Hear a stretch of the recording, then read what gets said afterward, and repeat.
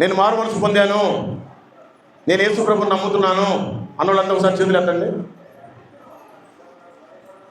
Praise God. మరి కొంతమంది ఎత్తారు అంటే మిగతా వాళ్ళు యేసు ప్రభు దేవుడని నమ్మట్లేదా? నేను యేసు ప్రభుని నమ్ముతున్నాను అన్న ఒకసారి చేతులు ఎత్తండి. ఇప్పుడు ఎత్తారు ఆల్మోస్ట్ అందరూ. ఈ నమ్మిన వాళ్ళంతా ఏం చేయాలి? ఇక్కడ రాసిపెట్టి ఉంది, మార్కు సువార్త 16వ అధ్యాయము 16వ వచనం.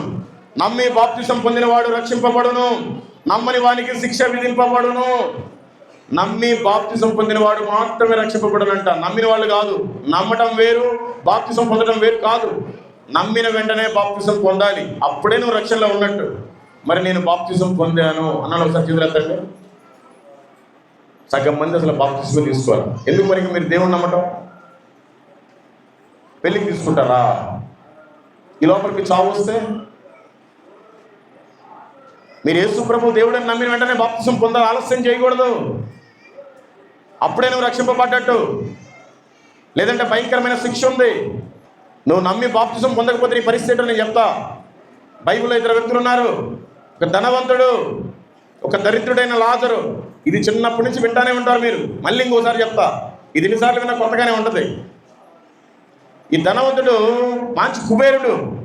ఆ ధనవంతుడు తిని మిగిలిపోయిన రొట్టె ముక్కలు కింద వేస్తే ఏరుకొని తింటాడు దరిద్రుడైన లాజరు. ఆ ధనవంతుడు బాగా ఎమకలన్నీ కొట్టుకొని తిని మెత్తటి ఆ ఎమకలన్నీ కింద వేస్తే అయ్యే పాపం నాకుని తింటాడు ఆ దరిద్రుడు.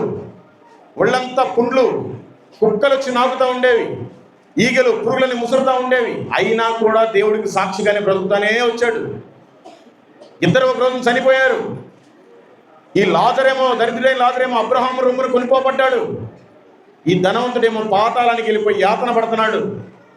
అయ్యా తండ్రి అయిన అబ్రహామా, నా దగ్గర రొట్టె ముక్కలు తినేవాడేమో నీ హత్తుకున్నాడు అయ్యా, నేనేమో ఇక్కడ పాతాళంలో యాతన పడుతున్నాను.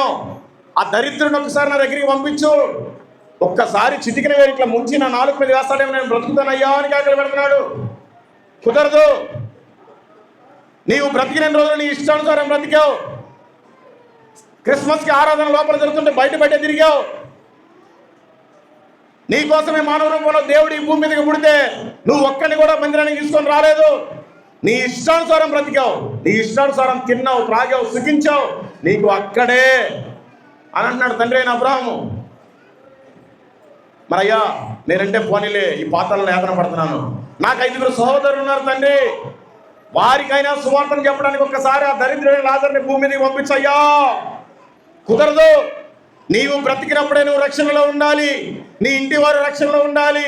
నువ్వు బ్రతికినప్పుడే నీ ఇంటి వారికి సువార్తను ప్రకటించుకోవాలి. వారందరికీ మారు మనసు వచ్చిన తర్వాత నువ్వు దగ్గర నుండి బాప్తిసం ఇప్పించాలి.